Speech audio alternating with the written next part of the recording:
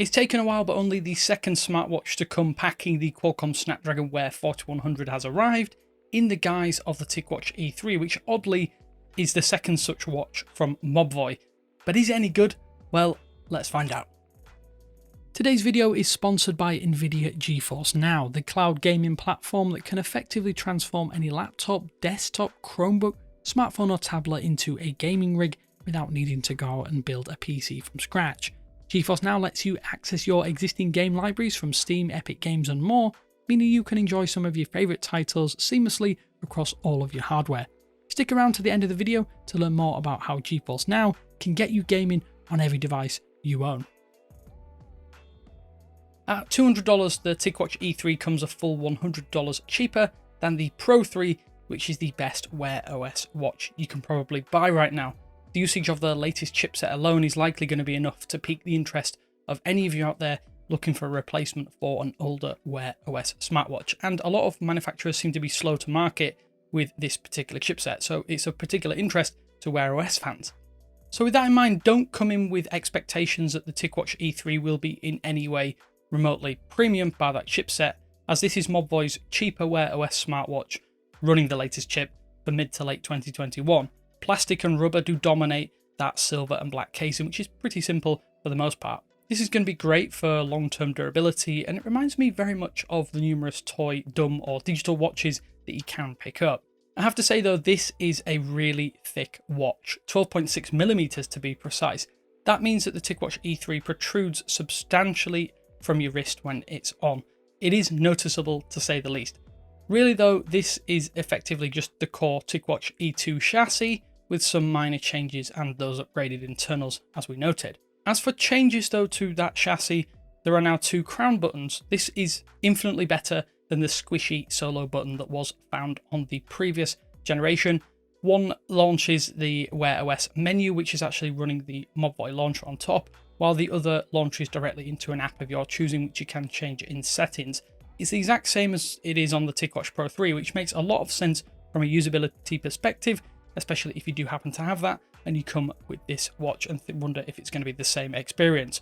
One major bonus though is that there is a speaker returning on the TicWatch E3, which was unceremoniously removed from the previous generation, but Mobvoi has seen fit to restore it here on the E3. For phone calls and notifications or workout updates and things like assistant feedback, it's pretty acceptable, but overall, you gotta say, in terms of speaker quality, it's pretty poor otherwise. A 360 by 360 pixel display is nestled within the face of the watch, which measures in at 1.3 inches. It's fairly good, but the biggest downside, at least to me, is a large bezel surrounding the display itself. It can actually be quite distracting, and I will say it does detract somewhat from what is supposedly a minimal design of the TicWatch E3. It's more apparent given how the TicWatch Pro 3 hides the large bezels pretty effectively with a chronograph. There is no such shield here between your gaze and the thick side bezels, and it's just kind of hard to unsee once you notice it. Despite the thicker profile and the design being rather chunky, the TicWatch E3 is almost deceptively lightweight when you've got it on your wrist, courtesy of that plastic frame. By deceptively light, it's actually 32 grams without the strap, which is pretty much standard. That is enough so that you probably will notice it, but not to the point where you'll get fatigued from wearing it all day. The rubberized strap that comes as standard is, for me at least, ideal for workouts, as it's soft enough so that it's not too stiff and malleable and or uncomfortable no matter when or where you wear it. It's also good to see that Mobvoi isn't attempting to adopt the uncomfortable Apple-style loop strap, which nips and rubs your skin at your wrist.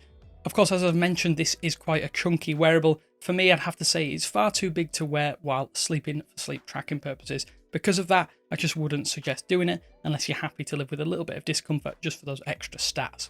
Now, performance is one area we've complained for years with regard to Wear OS, and the new chipset really seems to have addressed the lag, the app hangs, and just kind of all-around awful performance of the Wear 2100, and then to a lesser extent even, the Wear 3100 series chipsets. Previous E-series watches were held back by the poor performance that maybe wasn't necessarily as obvious within the first few days, but would kind of soon be lumbered on the watch with slowdowns, lockups and severe lag within just a few weeks. I can't actually spot any major differences between how the TicWatch E3 performs alongside the Pro 3, Sure, there are still some really minor slowdowns here and there, but they are so few and far between to the point I would say they're almost kind of eradicated. The only time I noticed slowdowns would be when activating the watch after, say, in a really extended, I'm talking about hours here, period of sleep, or when the battery level dipped below that 10% mark, which is kind of a little bit forgivable. I will say apps load quickly, and the MobVoy launcher doesn't detrimentally affect how Wear OS kind of ticks along, at least until Google unveils or reveals true plans for Wear OS in the long term. Everything still feels a little plain though, I have to say. That's not necessarily a negative per se, as tracking workouts, reading and replying to notifications is likely more than enough for most of you out there. I kind of feel like I'm saying this about every smartwatch at the moment, but it would have also been nice to have a few more stock watch face options pre-installed.